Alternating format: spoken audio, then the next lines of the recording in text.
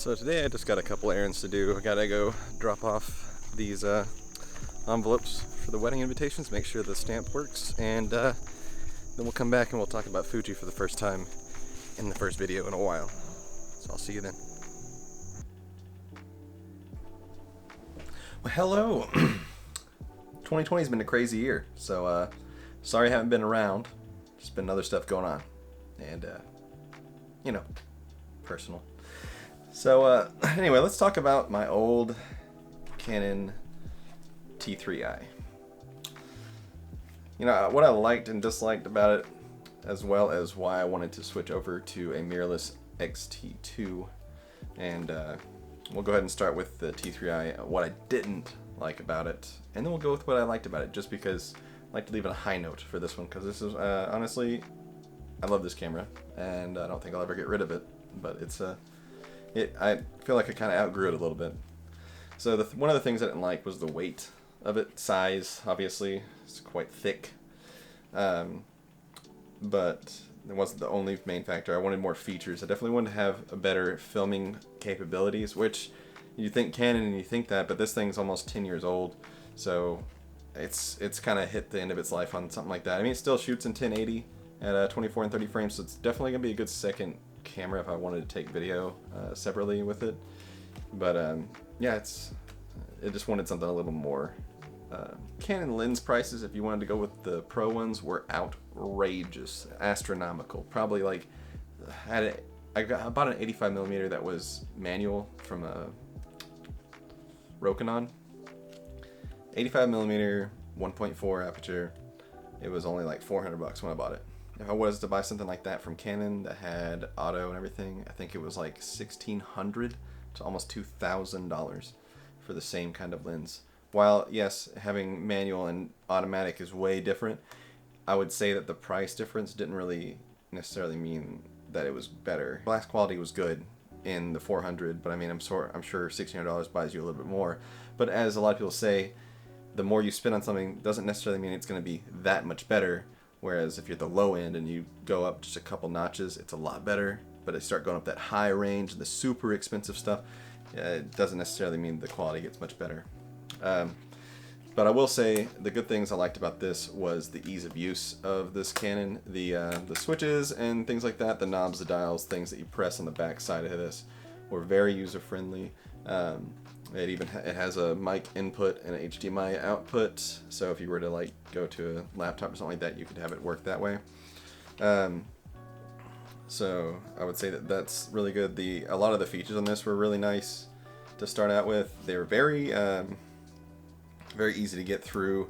The menu system is actually pretty well laid out, and I would say the other thing I like about this was the kit lens was actually extremely well usable. I think I should have just stayed with that in a 50mm throughout the entire time of owning this. I probably could have upgraded to a nicer camera before now, but the lenses for this, even the lower end ones, were actually pretty good.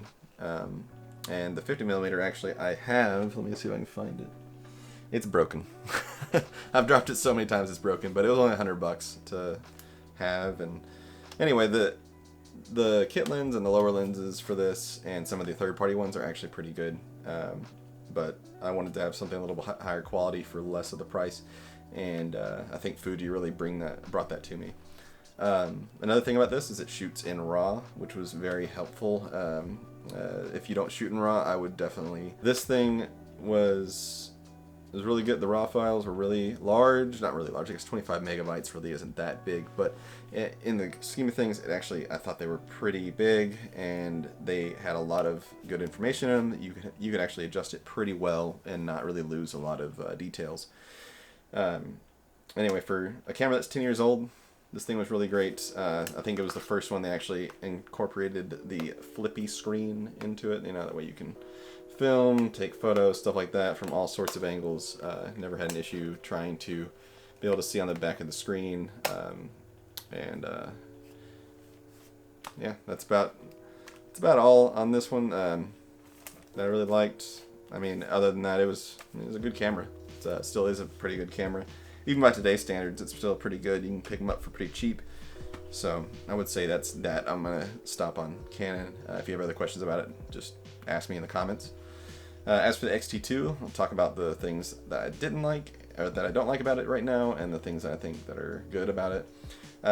So one thing I don't like is no flippy screen, but that's kind of overcome with me having the mobile app and be able to see it on my phone. But it's still a little wonky trying to hold both things, you know. Doesn't really work that well. I will say that the battery life is lacking, but that can be overcame by getting a battery grip, which is about $100, even from just Fuji themselves, which I think is actually a very good price. And you can actually pick it up from eBay about that much or less, even for a brand new one. You'd be about $100.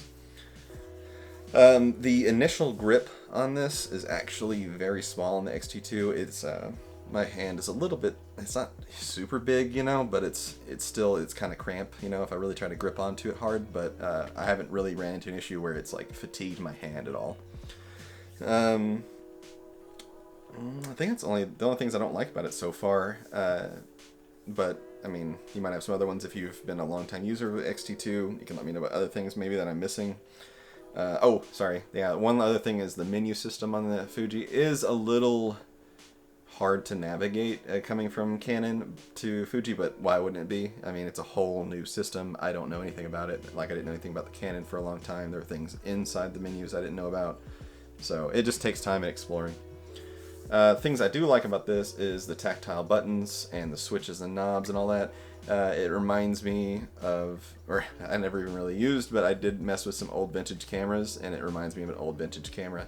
Also the fact that you can lock them in place so you don't accidentally do switch them, or you put them in your bag and it moves it, so that way you have still the same settings when you come back to it. Other thing it does is has filming in slow motion, and also 4K video recording.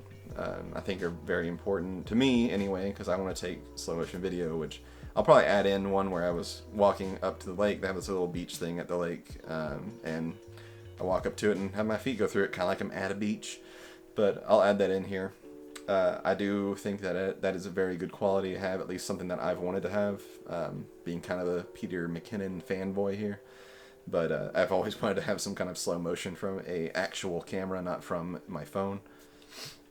Let's see, the film simulations, which is just JPEG profiles of a film stock, an old film stock from Fuji, which I've never actually shot film, but I do like these film stock profiles. And in fact, the one I use, and I think I'm using right now, yes, yeah, I'm using that, Classic Chrome is very good. Pro Negative 1 and 2 are really good. And Acros. I don't shoot a whole lot of black and white, but if I do, Acros is a very nice contrasty black and white that I really like. The support from Fuji themselves as a company is very good, at least in my opinion. The company has put out firmware updates for the X-T2 up into halfway into the life of X-T3, and they updated a lot of things for the X-T2, gave it new modes, increased its functionality, all sorts of stuff like that. Plus, if you get the battery grip, it increases the functionality even further to where it can shoot faster frames. I think it's 11 frames per second or something, like something ridiculous, whereas like my old Canon was like 4 or 5. It's definitely a major upgrade. Let's see, the lenses are definitely a decent price for quality from the manufacturer. So like from Canon, you're looking like pretty high amount for a Canon lens compared to a Fuji lens. The one I'm shooting on right now is a 23mm f2, and it's an XF lens. It's got weather resistance, and it's quite good. I love this lens. It's got a decent range of focus. It's weather resistant, obviously, just like the body is weather resistant. Which that's another thing why I like this one over the Canon. It has weather resistance, so I can take it to the lake and not really get worried about it getting splashed on or something like that.